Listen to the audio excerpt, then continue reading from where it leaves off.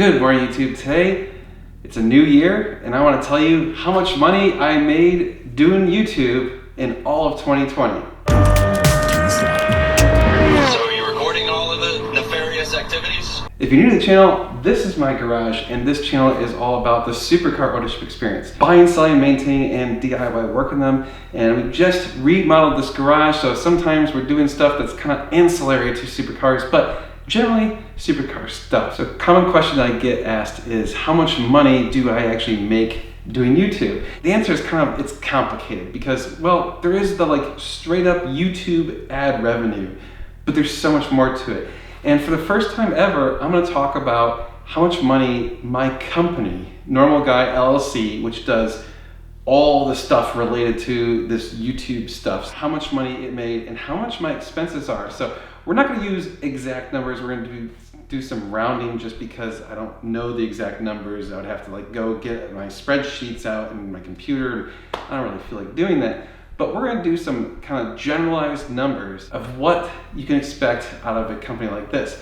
So there's a few things to note right off the bat that are going to be quite impactful on how much money I made this year and how this year progressed. So obviously the first big thing is in 2020, we had COVID happen, and that hurt. COVID was a major impact on my channel. It may have affected other channels differently. On my channel, I saw a pretty substantial dip in the number of views. So my channel got less views in 2020 than I thought it should have, and that I was on track to do, but well, such is life.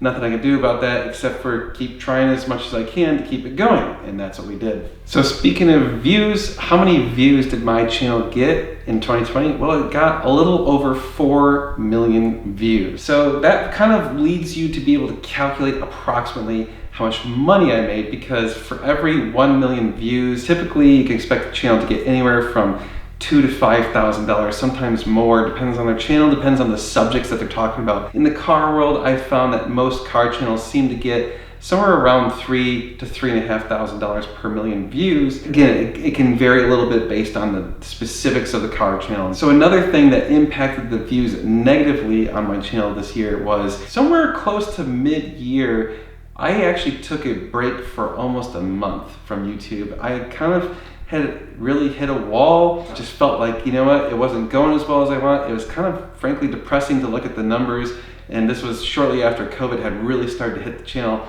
So I said, you know what, I'm gonna take a break.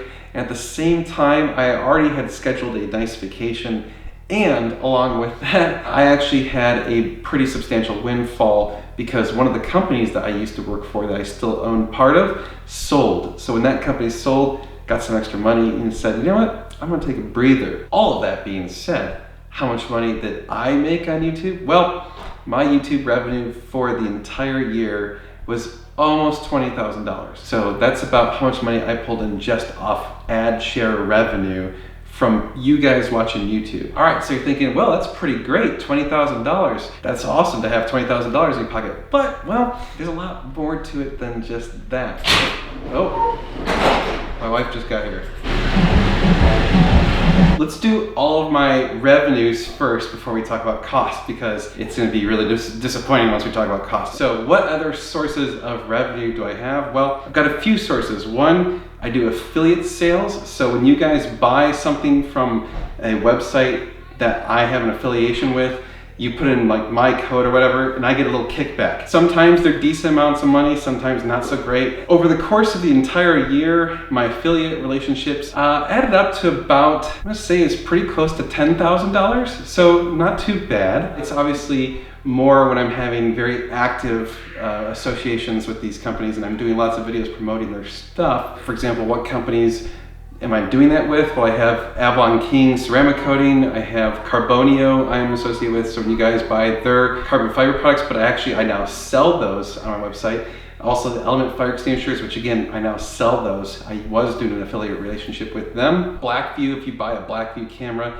And again, I now sell them directly. And so that was part of the reason my affiliate relationship revenue went down from last year. Last year I probably made, I'm gonna say $20,000 with it, but this year is only $10,000 because I was taking a lot of that stuff and now selling it myself through my website. So that actually brings up another source of revenue, which was actually selling products. One of the big changes that I made was that I now sell a lot of products through my website. I was doing consulting and some other things through my website like t-shirts, but now I'm selling parts for Ferraris, exhausts, tuning, all sorts of cool stuff. So really more of a modification side. I'm not selling OEM parts at this point, and I don't think I'm going to get into that business. But it's a lot of the modification parts, aftermarket parts, those sorts of things. That ended up being, if you combine all the revenue I took in on my website as a whole, which includes all of those things, I pulled in about $60,000 through that. Now again, hold your horses because we haven't talked about costs yet. What other sources of revenue did I have? Well, I had some sponsorship revenue, again, less than $10,000 for all my sponsorships for the entire year. That does not include in-kind parts and stuff that I got for free. So I got a lot of discounted parts or other things. Kind of harder to summarize how much that cost or how much that was worth. I would say probably somewhere, again, shy of $10,000 worth of stuff. All of that being said, all of those different sources of revenue, basically sales, affiliates, and then ads. And then I also had like my book. So I have book sales through Kindle and other things like that. Combine all of the revenue for everything I did for all of the YouTube related stuff. Normal Guy LLC brought in just a touch over $100,000 for all of 2020. Not bad, right? Well, let's talk about my expenses. So it starts really great and then it just gets whittled down to nothing. So one of my expenses is I have to take some of that money that I get pulled in, that's considered revenue, actually is sales tax. So it just comes in and goes straight out the door. I've had a couple $1,000s in sales tax, somewhere close to $2,000 in sales tax that just goes right through the door. So if you live in Texas and you buy stuff from my website, I have to charge sales tax. So I've also had marketing costs where I've had to promote things, run ads and things like that. I've spent about $7,000 or $8,000 in marketing expenses this year. I don't know what the return rate is on that. We'll have to try a little bit more and see what more comes out of that. I had a lot of internet technology expenses, so running my website, paying for other various services, buying software, things like that. All of those tiny pinpricks add up. This year, my IT expenses were actually pretty substantial. I think it was close to $7,000. Then we had actual, what I'm calling production expenses. So things that I had to do to make the channel go. So things like buying camera lenses or various pieces of hardware, things that I needed, paying entry fees to events, not including like lodging and transportation and fuel.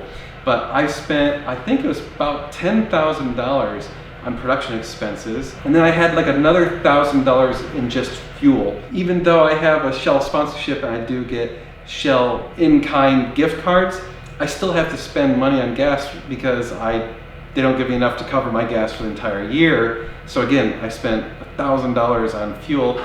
I also spent probably close to $1,000 in hotels and other things like that weren't included in some of these production expenses. So I also had expenses related to the Ferrari directly or the Ferraris that I've had this year. And so we spent about $8,000 on Ferrari maintenance, tires, whatever, all sorts of Ferrari parts, which wasn't too bad actually. Tires were the single largest expense towards the cars this year. I had to spend, I think it was close to $6,000 just in tires, which is crazy. The biggest expense is my COGS, my costs of goods sold.